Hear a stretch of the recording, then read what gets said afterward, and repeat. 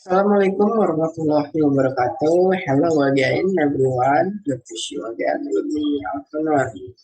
So, this video is about presentation for the points that I got from the chapter 8 from the book Introducing Comparative Literature, a New Trends Application by Routledge 2015. First, let me share my PPT. So here we go. Chapter 8, Interartistic Comparison. Chapter 8. Right.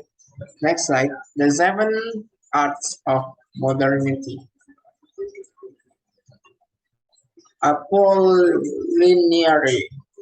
was in France, one of the pioneers in the recognition of cinema as art. Like Nicolas Vanel Lindsay in the US, The Art of Moving Picture 1915.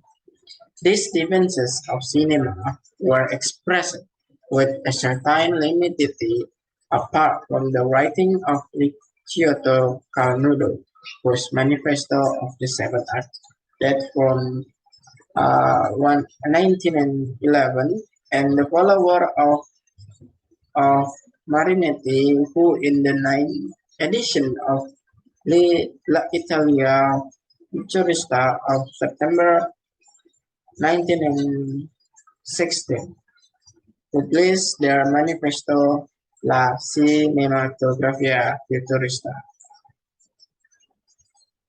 Next slide, we move again. Cinema signified the meeting of space and time. It possesses a powerful plastic and descriptive dimension which allows it to integrate in full aesthetic harmony, pictorial, sculptural, and architectonic elements. One could recall here to collaboration of architects such as Capital Hunter or Fulbridge, which fits like the director of Metropolis. It also has immense narrative potential, similar to that of the novel or drama, as well as the capacity to incorporate music and dance. It is then syncretic and modern art, which enriches itself and the cause of the sixth art of antiquity, becoming in some ways the most complete and fertile synthesis of this, and its privilege extends today even in the era of digital media, according to, for example, the Manovich. Music and literature. Language, music, and poetry is valuable point of reference for the analytic study of musical and literary work from a methodological common principle. The identification of music and poetry cannot, however, be considered in any way exclusive of that which occurs within music and painting much before the appearance of the printing press.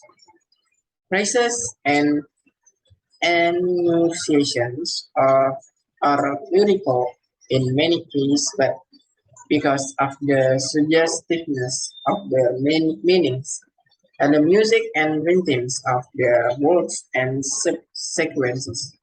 But alongside these elements, even the very distribution of printed words on a page can be significant, as in the case the calligrams of Willoughby of Apollinaire.